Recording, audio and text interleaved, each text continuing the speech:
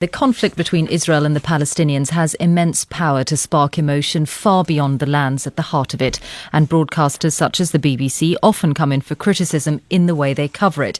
That has again been the case in the coverage of Gaza over the last week. Here's a flavour of what was going on outside our studios at New Broadcasting House yesterday.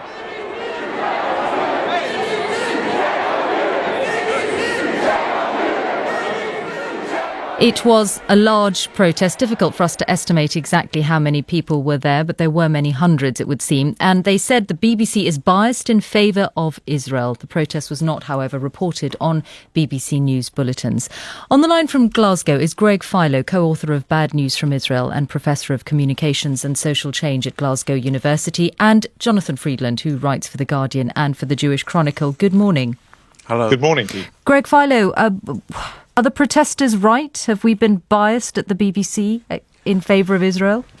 I think actually the protesters are doing the BBC a favour. I think they will help the journalists to give a better perspective. I have had many times senior journalists at the BBC saying that they simply cannot get the Palestinian viewpoint across, that the perspective they can't say, which is the Palestinian view, is that Israel is a brutal apartheid state. Right, that's a serious allegation to make about the coverage. I think you've sat down. Okay, but you have sat down and watched quite many hours, haven't you? Of news. As you watch that news coverage at the BBC and other broadcasters, what is the full picture you would say you get of coverage of this conflict?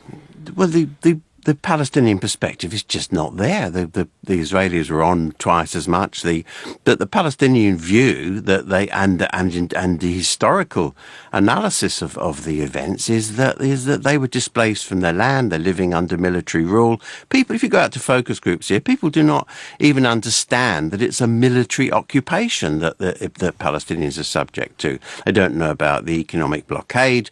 They don't know about the consequences of that in Palestinian life. The Palestinians live, as they say, under. Two different points there. One is about the amount of airtime the two sides get, and one is about the bigger picture and the context. We do have many reporters inside Gaza, notably Jeremy Bowen, the Middle East editor. He's been reporting on civilian casualties, reporting on the morgues. Yeah, but the issue is the roots of the conflict. Well, the problem with the coverage is that it doesn't refer to the history of it, that the Palestinians are a displaced people, that they were forced to flee from Israel, that they lost their homes and land, that the occupation in the way it's conducted is illegal, that they lose their water, that they have their lives, in effect, stolen from them. And even if the BBC can't give the Palestinian view, it should at least respect international law. Jonathan, it should at least be... Let me just finish that point. The BBC should be saying that reporting the international judgments on things like the wall and that. Jonathan Freedland, is there a lack of a longer term perspective and an acknowledgement of the past history of this conflict as well as the present?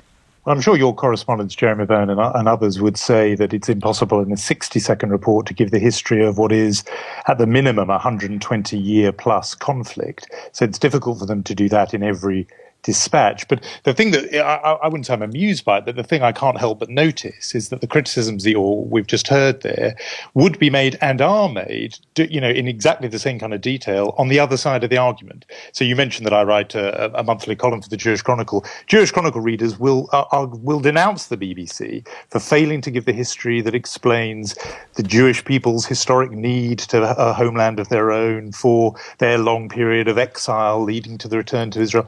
They will say exactly the same things, and they would be incensed by They say rather more critical things than that, Jonathan. Sure, some sides, of the best coverage has come from Haaretz. If you look at Gideon Levy's piece, just say, let me just make this point. Greg Philo, just let Jonathan Freedland finish. We heard a lot from you, and of course I'm an admirer of the Haaretz newspaper in Israel too, but they're in a different position because here the BBC is explaining to an audience outside the region what's going on. But, Greg Philo mentioned that there's no reference to the occupation, etc.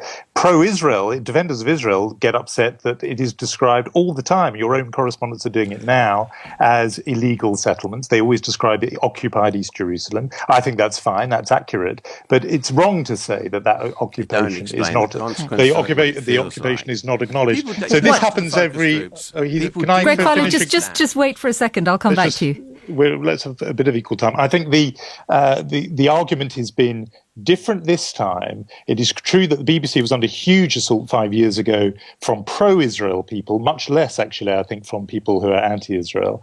This time there's difference, I think, because people feel that the BBC this time is acknowledging the fact that even though the death toll is very lopsided in the current conflict, no one can deny that there is understanding that despite that, there is a mutual exchange of fire going on here. Hamas is firing rockets, Israel is doing airstrikes. Right. And that has been absorbed into the coverage in a way that I think perhaps was missing last time. Greg Philo, I wonder if you think there has, if you would agree that there has been a change then since the last time we reported Israeli military action on Gaza. Of course, the media landscape has changed. Social media is a force to be reckoned with. I think it's pretty much a carbon copy of what we found last time, to be honest, as far as I can see.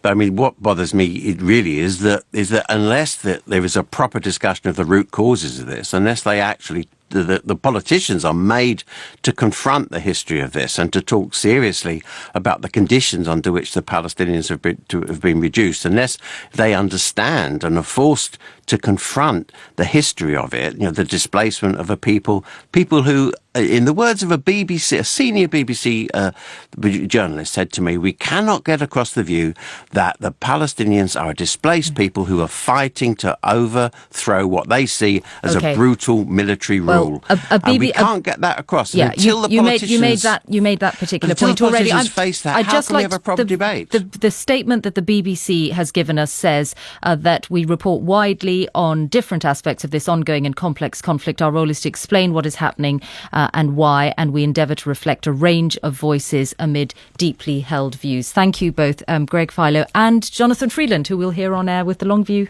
at 9 o'clock.